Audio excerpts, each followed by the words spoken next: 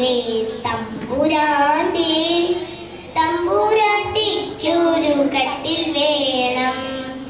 കട്ടിൽ കടയുവാനായി കിഴക്കൻ കാട്ടിലെ ചന്ദനം തന്നെ വേണം. കട്ടിൽ കടയുവാനായി കിഴക്കൻ കാട്ടിലെ ചന്ദനം തന്നെ വേണം. വേമ്പലനാട് ഇന്നത്തെ കോട്ടയം. പണ്ട് കാലങ്ങളിൽ കട്ടിലിടിക്കാനുള്ള സൗഭാഗ്യം തമ്പുരാന്മാർക്കും തമ്പുരാട്ടിമാർക്കും മാത്രമേ ഉള്ളൂ എന്നതായിരുന്നു സത്യം. പൊതുജനങ്ങളിൽ തുപ്പായിട്ട് കളഞ്ഞു. കട്ടിലെടുക്കാൻ വിടുക്കപ്പെട്ട തമ്പുരാട്ടിക്ക് കട്ടിലില്ലാണ്ടല്ല, പുതിയ മട്ടിൽ ചന്ദനം കണ്ടിട്ട് ഒന്ന് വേണം. ആനക്കൊമ്പാകണം മേലാപ്പിന്ന്, ആനമുഖം വേണം കരുകളിൽ.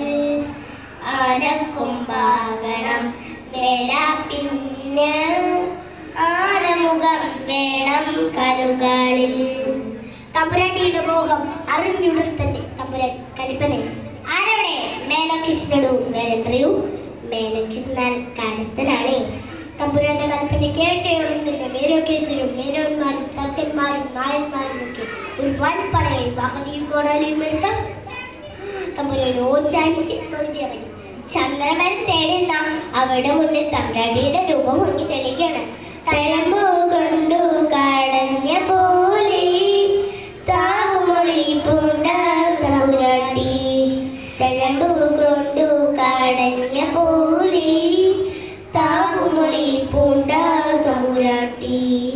കാലന്റെ മണം പുരണ്ടും കണക്കാരോളം ചൂരണ്ടിരണ്ടും മുലപ്പൂമാല ഓർത്തുനിന്നും നല്ല മുടിയാർന്ന തമ്പുരാട്ടി. വേമ്പലനാട്ടിലെ തമ്പുരാട്ടി. കുറ്റിക്കാടുകളും തെങ്ങുകളും താണ്ടി അവർ ഒരു അരുവിയുടെ തീരത്ത് ചന്ദ്രമരം തേടുന്ന അവിടെ ചേർന്ന് തമ്പുരാന്റെ കൽപ്പന മുഴുകുകയാണ്. തടിമൂത്ത ചന്ദനം കൊണ്ടല്ലാതെ പടി കടന്നാരും വേണ്ട നാളെ. തലയും ചോറിഞ്ഞു തിരിച്ചു വന്നാൽ തലയൂടി കൂടി വിടില്ല ഒരാളെ. നടന്നു നടന്നു നേരം ഉച്ചയിൽ വിശപ്പും ദാഹവും സഹിക്കാവേണ്ടപ്പോൾ കയ്യിൽ കരുന്ന പൊച്ചോറാവുന്നവനായി ഒരരിയുടെ തീരത്താവുന്നു. ഭക്ഷണം കഴിക്കുന്നതിൽ ഒരാൾ ചോദിച്ചു, അതാ അങ്ങോട്ടേക്ക് നോക്കൂ, എന്നടത്? അരുവിരൻ വക്കിൽ കുഴച്ച കാലത്ത് ഒരു മരം ചന്ദനം തന്നെയല്ലേ? പല മരം കണ്ട് തഴക്കമർന്ന തലനാശാജി ചെന്നു നേരെ. ഇടതു കൈപ്പത്തി വിലങ്ങനഴിച്ച് ഇടതു പൂരികം ചുളിച്ചു നോക്കി. ഇതാ ചന്ദനം തന്നെ. ഇത് കേട്ട പതി അരുവിൽ കഴുകി എല്ലാ ചന്ദനത്തെ നേരെ കുറിച്ച് ഒരാൾ ഒരു ചേർച്ചിലെ കൊത്തയെടുത്ത് മണത്തു നോക്കി. ആഹാ, ചന്ദനത്തിന്റെ കരുത്ത ഗന്ധം. അവർ തോർത്ത് തലയിൽ കെട്ടി വാക്കത്തെയും കോടാലിയും എടുത്ത് ആ ചന്ദനത്തിന് മരത്തിന് നേരെ ആഞ്ഞു വീശിയപ്പോൾ അതാ ഒരു ശബ്ദം, ഒരു കരച്ചിൽ. വെട്ടല്ലേ കൊത്തല്ലേ നായന്മാരെ, വെട്ടല്ലേ കൊത്തല്ലേ തച്ചന്മാരെ, വെട്ടല്ലേ കൊത്തല്ലേ നായന്മാരെ, വെട്ടല്ലേ കൊത്തല്ലേ തച്ചന്മാരെ. പിന്നെ കോടാലിയിൽ അടുപ്പൊങ്ങില്ല. അവർ നിന്നടുത്ത് പരസ്പരം നോക്കി. ആരുടേതാണ് ഈ ശബ്ദം? എവിടുന്നാണ് ശബ്ദം? ഇനി വല്ല വനദേവതയും മറ്റോ ആണോ? ഇനി വല്ല രക്ഷയും മറ്റോ ആണോ? നമുക്ക് തിരിച്ചു പോകാം. ചന്ദ്രമരല്ലാതെ എങ്ങനെ തിരിച്ചു പോകാൻ? തമ്പുരാൻ കൽപ്പിച്ച കൽപ്പനയോ മുന്നിലേക്കൊന്നു മേടിച്ചു നോക്കി. തിരുവുള്ളു പോരാ, ചടച്ചി പോരാ, തിരുമേനി കൽപ്പിച്ചിരിക്കുകയല്ലേ.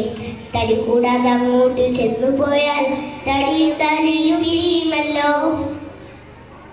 വരുന്നത് വേണ്ടേ? കൂട്ടത്തിൽ പറഞ്ഞു. ഒരു കുട്ടിയുടെ ശബ്ദം തോന്നുന്നു. ഇനി ലക്ഷ്യം മറ്റാണ് പിടിക്കാതിരിക്കെ കത്തി അരി വെച്ചോ. മറ്റുള്ളവർ അങ്ങ് ധൈര്യം പറഞ്ഞു. പേടിച്ചു വിറച്ച് നെഞ്ചിരഞ്ഞിക്കിതപ്പെടാൻ മറ്റേ മുളെത്തി. പൊത്തിലേക്ക് നോക്കിയപ്പോൾ തന്റെ കണ്ണുകളെ വിശ്വസിച്ചാണല്ല. കട്യാവ് കൊണ്ട് പുതച്ചവിടെ കൊണ്ടിരിക്കുന്നു കൺകുളിരെ. ഇരുളിനകത്തു കൊളുത്തി വച്ചോ തെരുമക്കനകു വിളക്കു പോലെ. അന്ത്യത്തോടും മുകിലിൻ നടുവിൽ പൊന്തിൽ വരും കൊച്ചു താര പോലെ. ചെമ്പട്ടിനുള്ളിൽ മേനുക്കി വച്ച ചെമ്മുറ്റ മാണിക്ക കല്ല് പോലെ, ആകാശത്തിലെ നക്ഷത്രം പോലെ, എളിൽ കൊളുത്തുവെച്ച വിളക്ക് പോലെ, ചമ്പാത്തിന് നാറമോട്ട് പോലെ സുന്ദരയായ പെൺകുട്ടി. ഈ പെൺകുട്ടി എങ്ങനെ ഈ മരപ്പത്തിനെത്തി? ആരോമൽ കുഞ്ഞിനെ തക്കം നോക്കി ആരാജി പക്ഷി കൊണ്ടുപോകുന്നു. ഓമൻ ആമന്റെ പൊത്തിരുത്തി പോലും, ഓമന് ചങ്ങനെ പൊറ്റി പോലും. റാഞ്ചി കൊണ്ടുവന്നിരിക്കുന്നതിനോട് പക്ഷിക്ക് മാതൃസ്നേഹം തോന്നി. അത് ആ കുഞ്ഞിനെ ഓമനിച്ച് ലാളിച്ച് വളർത്തി. രാവിലെ കൂടുവിട്ടിറങ്ങിയിട്ട് മുമ്പ് തൻ്റെ കുഞ്ഞിനുള്ള കൈകളുമായി പക്ഷി കൂട്ടിൽ വന്ന് ചേരും. ഈ കുട്ടിക്ക് സ്വന്തം അമ്മയെ പോലെയായി മാറിയ പക്ഷി. ഇങ്ങനെയൊക്കെയാണ് കുഞ്ഞിനെ പൊത്തിനെ കൊടുത്തവന് ആഗ്രഹമില്ലാതെയല്ല. ഒത്തിനു പോരുവാനുണ്ട് മോഹം, വരാൻ വയ്യാതെയാണ് പോലും. നിറവുറ്റ വാത്സല്യമോലും അമ്മ ചെറുകിട്ടടിച്ചു മരിക്കും പോലും. അന്തിച്ചൂപ്പിൽ പൊതിനെടുത്ത അമ്പിളിക്കുഞ്ഞെ പോലെ കട്ടിയാവിൽ പൊതിഞ്ഞ തഴയേക്ക് കൊണ്ടുപോകുന്നു. കുഞ്ഞിനെല്ലാവരും നിലത്തൊരിക്കത്തെ വാരി പണങ്ങും. തമ്പൂരാന്റെ കൽപ്പിനെ ഓർത്ത് മേനയ്ക്ക് ചമരം ഇനി മരം മുറിക്കാം. പത്തി പരത്തി പറന്നടുക്കും പാമ്പ് പോയി കോടാലി പൊങ്ങിട്ടാണു. കടയത്തെ ചന്ദനം തല തിരിഞ്ഞി കടൽ വെച്ചാൽ അത് നിലം പതിച്ചു. ഇതോളും ചില്ലോളും പൊക്കി മാറ്റി എല്ലാവരും ചെന്ന് തടിത്തോളാറ്റി ആഹ്ലാദത്തോടെ കൊട്ടാരത്തെ മടങ്ങി. ആഹ്ലാദത്തിനിടയിലും എല്ലാവരുടെയും നെഞ്ചിൽ തെല്ല് ആകലോടെ ഒരു ചോദ്യം ഉയർന്നു. ഈ പിഞ്ചു കുഞ്ഞിനെ എന്ത് ചെയ്യും? പകൽ വിട വാങ്ങി രാത്രിയെ വലവേക്കാൻ ഒരുങ്ങുകയാണ്. തൻ്റെ കുഞ്ഞുള്ള ഭക്ഷണവുമായി എത്തിയ ആ പക്ഷിയുടെ ഞെട്ടിക്കുന്ന കാഴ്ച. ചിറകീഴുമമ്മ പറന്നു വന്നു, ചിറകാല ചന്ദനം നിന്നതിക്കിൽ. മരമില്ല കൂടില്ല കുഞ്ഞുമില്ല, മരയിപ്പു കയറി അതിനുള്ളിൽ. തല ചുറ്റിടും പോലതാ മരത്തിൽ താറയിൽ കറങ്ങിയിറങ്ങി വന്നു. ഈശ്വര, ഞാൻ എന്താണ് ഈ കാണുന്നത്? ഇവിടെ നിന്നിരുന്ന മരം എവിടെ? എന്റെ കൂടെ എവിടെ? എന്റെ കുഞ്ഞെവിടെ? ചിറകടിച്ച് നിലവിളിച്ച് തകർന്ന അമ്മ ഇരുളിൽ ഒരു മരക്കൊമ്പിൽ ഉറങ്ങാതെ കഴിച്ചു കൂട്ടി. നിലാവ് പറന്നു തുടങ്ങി. വളരെ ക്ഷീണിതയായി ഉറങ്ങാതിരിക്കുന്ന ആ പക്ഷി നിലാവെളിച്ചത്തിൽ താഴെ ചൊരപ്പാട് പോലെ എന്തോ കണ്ടു. എന്താണത്? തലമൂലും അമ്മയ്ക്ക് കണ്ടറിവാം അടയാളമില്ല കൊച്ചു പൈതൽ. കട്ടിയാവു തന്നെത്താൻ ചീന്തി ചീന്തി കാടു കഴിയുമ്പോളം ഇട്ടിരുന്നു. വഴി നീല കീറിയിട്ടിരുന്ന ആ കട്ടിയാവ് നോക്കി പക്ഷി കുറെ ദൂരം പറന്നു ചെന്നു. കുറെ കഴിഞ്ഞപ്പോൾ ആ അടയാളവും കാണുന്നേ.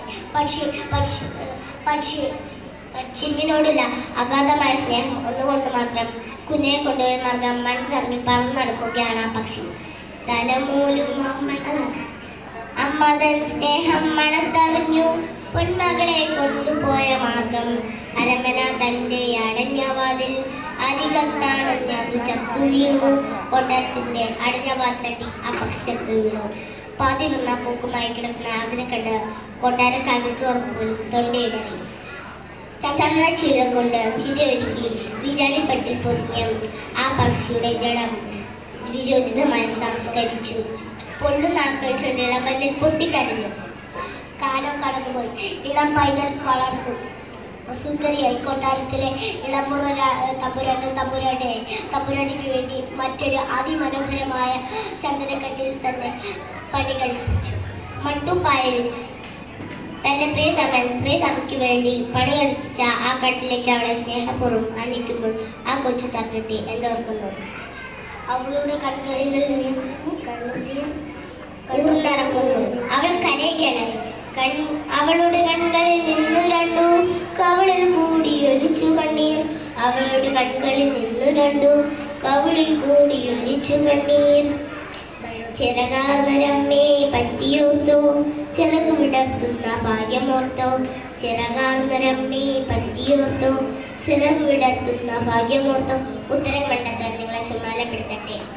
മരണത്തിലും സ്വന്തം കുഞ്ഞിനോട് മഹനീയമായ മാതൃത്വത്തിന് മുന്നിൽ ശിരസ് നമിച്ചുകൊണ്ട് ഞങ്ങൾ നിർത്തുന്നു. നന്ദി, നമസ്കാരം.